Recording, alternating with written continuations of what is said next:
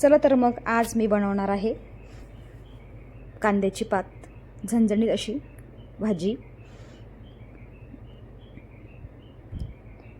नमस्कार, मी सायली, माझ्या किचनमध्ये तुमचं मनापासून स्वागत आहे। आज मी बनवणार आहे दुपारच्या जेवणातली कांद्याची पात।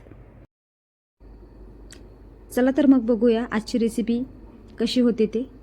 चला तर मग साहित्य बघूया। कांद्याची पात घेतली आहे, स्वच्छ धुवून घेतली। पातीचा कांदा, लसूण ठेचलेला आणि हरभऱ्याची डाळ भिजवलेली। चला तर मग आपण भाजीला फोडणी देऊया।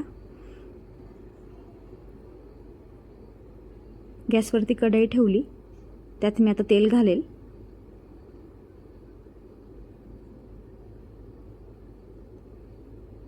कढई तापली की तेल टाकायचं। तुमच्या गरजेनुसार तुम्ही टाकू शकतात, अंदाजाप्रमाणे। नंतर मी मोहरी टाकली, जिरं। मोहरी तडतडली की मग जिरं घालायचं आणि नंतर थोडं हिंग, ठेचलेला लसूण आणि हिंग घालायचं।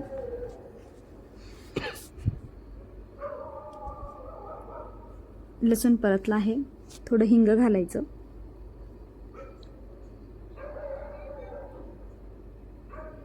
हिंग घातल्यानंतर आपण पातीचा कांदा घालणार आहोत।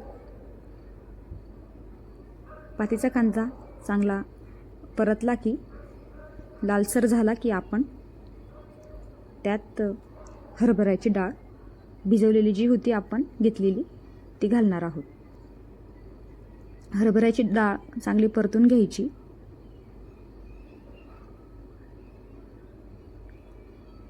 मिक्स करून घ्यायचं छान। मिक्स केल्यानंतर आपण आपले जे मसाले असतात, घरगुती मसाले, ते टाकायचे।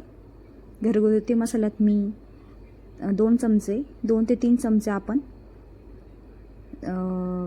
चटणी आणि हळद घालू शकतो। आणि आपला जो ठेवणीतला मसाला असतो तो 1-2 स्पून आपण घालू शकतो, आपल्या चवीनुसार। कमी जास्त आपण ते करू शकतो। आणि नंतर मस्त मिक्स झाल्यावरती, डाळ मस्त परतल्यावरती, मसाल्यात परतल्यावरती आपण त्यात पातीचा कांद्याची पात घालायची आहे।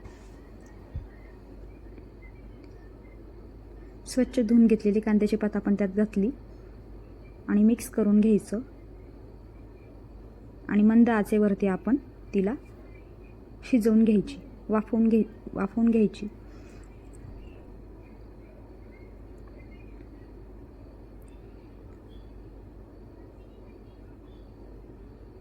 भाजीला मीठ हे आपण सुरुवातीला घालायचं नाही, कारण शेवटी पालेभाज्यांना खारटपणा असतो, त्यामुळे आपण शेवटी मीठ घालणार आहोत। आता मस्त वाफवून घेतली भाजी। बघा, भाजीची क्वांटिटी पण कमी झाली, म्हणून वाफेतच ती छान शिजते। आणि चला तर मग सर्व करूया आपण झणझणीत अशी कांद्याची पात। रेसिपी आवडली असेल तर नक्कीच शेअर करा, सबस्क्राईब करा आणि लाईक करा। थँक्यू।